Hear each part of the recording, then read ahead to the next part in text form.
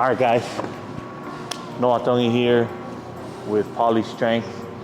Gonna give you guys a quick little rundown of how I set up for the bench press.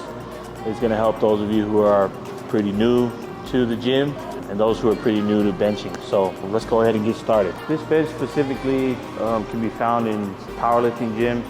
This is a combo rack. Usually has a dual purpose bench and squat. But if you're just a regular gym goer, the first things first is you want to set the rack height to a sufficient height to where you're not losing position from coming off of the rack. So for me, I go ahead and adjust this here. We usually have it at around 11.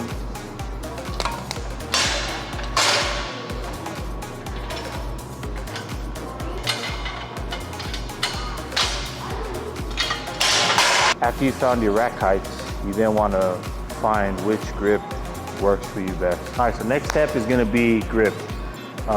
This is going to be preference. The great thing about what we teach here at Polynesian Strength is that everybody's different. So everybody's going to have, their own preferences or style and technique of how they would like to bench. Again, I'm just speaking off of my experience here. For me, we're going to go ahead and show you guys grip. For me, I'm grabbing usually a wider grip. My ring fingers are on the rings here.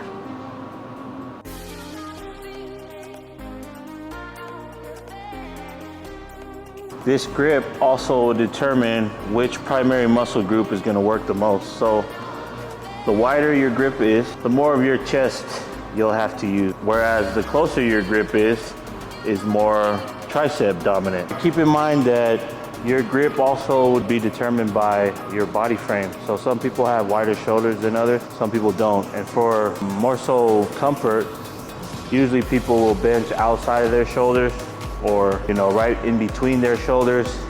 Anything out of the ordinary, anything that might seem a little unnatural for your frame, I would recommend against, unless you have a coach or something like that and you're a power lifter who advises you to take a max grip type approach. You're better off staying within the limits of what your body shows. So if you got smaller shoulders, you can expect a narrower grip. If you're a bigger guy, wider guy like me and many other people, you'll have a wider grip. So one thing to keep in mind. Okay, next we're gonna go over the starting position of the bench. So after you found your grip and your rack height, you're then going to line your eyes up with the bar. That should be your starting position. So for me, I'm here. Okay, sometimes you do not want to lift from down here at the bottom, right? Because then we're out of position to bench. We're coming up behind our head, whereas it's more efficient if your just eyes are right under the bar here. So that way it's just straight off of the rack, okay? And then down, all right? All right, so now we're gonna go over the bar path from your chest back to the rack. Okay. Now that we've lined our eyes up to the bar, okay, this bar path is, you're going to unrack, all right, and you're going to come down, making sure your joints, your wrists, your grip is tight on the bar. You're going to come down to your sternum, nipple line, depending on your arch, that's where the bar will sit. Okay, and then back to the rack, we're creating a J curve. So naturally, your body will push the bar. If everything is tight, right, you'll come down from your sternum and then back up towards your eyes. So creating a J curve. And this is the path of the bench. There's certain things you can do to tweak your bench to give you an advantage. For those who powerlift, powerlifting is all about creating a technique that still falls within the rules, but then helps you to maximize,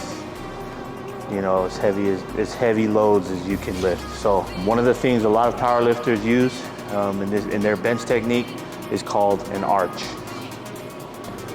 But essentially what you're doing is you're pinning, you're creating a, they call a shelf or a sturdy surface in your back by arching your midsection here. So what I mean by that is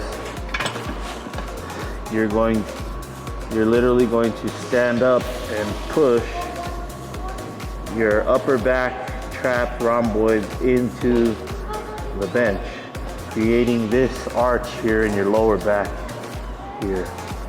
What this also does is it creates tension in your legs as well. In powerlifting, a lot of benchers use leg drive. So one way to engage your legs is to push through your heels and really try and pin your traps and shoulders into the bench, right? While creating this arch in your lower back. That's the arch. Okay, so we've gone over finding your rack heights, your grip, and also using the arch. The last final step is going to be leg drive. Okay, so we're gonna go over the final step, which is going to be leg drive.